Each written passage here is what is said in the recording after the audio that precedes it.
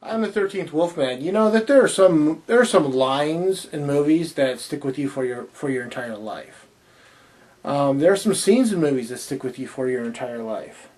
There are even some movies that do the same thing. A line. Ray, if someone tells you that you're a god, you say yes from Ghostbusters.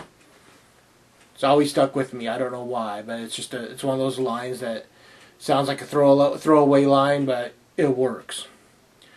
A scene, Eddie Quist transforming into a werewolf in The Howling, where he sticks his hand up here and he pulls something out and he says, I want to give you a piece of my mind. And then the bladders start, popping all over the place. That was always something that stuck with me. And then movies. And as a kid, man, I've said this before, as a kid, before cable and satellite, if you were lucky, you got 3 to 9 stations. We had 5 growing up. And one of the movies I always saw late night and I always watched was this, The Other. The movie is based on a book by Thomas Tryon. It stars Uta Hagen in her film debut. She was more or less a theatrical star before she made this movie. Dinah Mulder as the twins' mother. And then Chris and Martin Udvarnaki. I'm guessing how you pronounce this. This is Udvarnoky. Udvarnaki is how I'm going to pronounce it. If it's wrong, it's wrong. But yeah, Chris and Martin play the twin brothers, Holland and Niles Perry. They live in 1935 on this rural farm in Connecticut in a multi-generational house. You have Uta Hagen playing Ada, the grandmother. You got Dinah Mulder playing Alexandra, the daughter of Uta Hagen.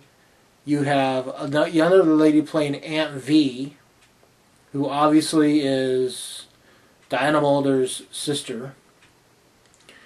You have John Ritter as Ryder, the son-in-law to Dinah Mulder and the brother-in-law to the twins, and he's married to the sister of the twins, and I can't think of her name right now. But and then there's Russell, the twins' cousin. They call him Piggy, but his name is Russell. He's Aunt V's son. Oh, and Uncle George. I almost forgot about Uncle George. Uncle George is in this movie a lot. But it's a nice big house. They live on this farm, and in the summer of 1935, good things happen, and yet bad things follow. It seems like in this movie, bad things start to happen around this little neighborhood. A neighbor dies. You've got, I can't tell you who all dies. I mean, there are some deaths in this movie. I can't give away too much without giving away one of the best secrets about this movie, and I don't want to do that. I want you to discover this movie. This is one of those movies I loved as a kid.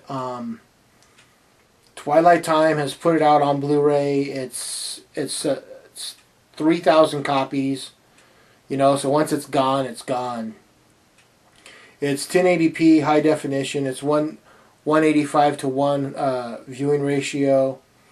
The audio English is 1.0 DTS HDMA.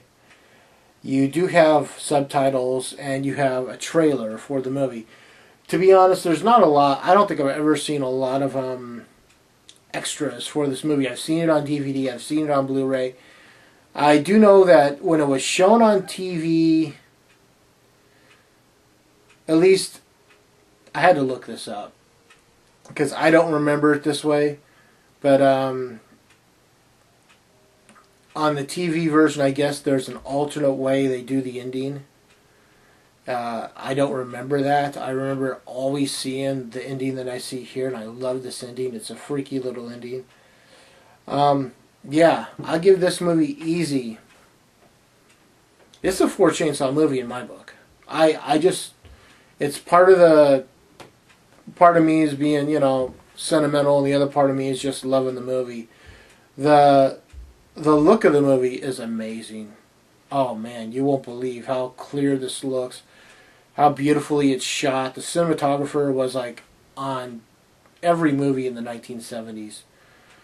I don't know how else I could sell this to you. I will leave the link below to Twilight Time. You guys can go there and check it out. Yeah, The Other. Please check this out.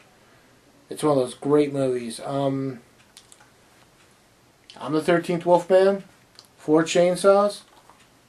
I'm on the prowl.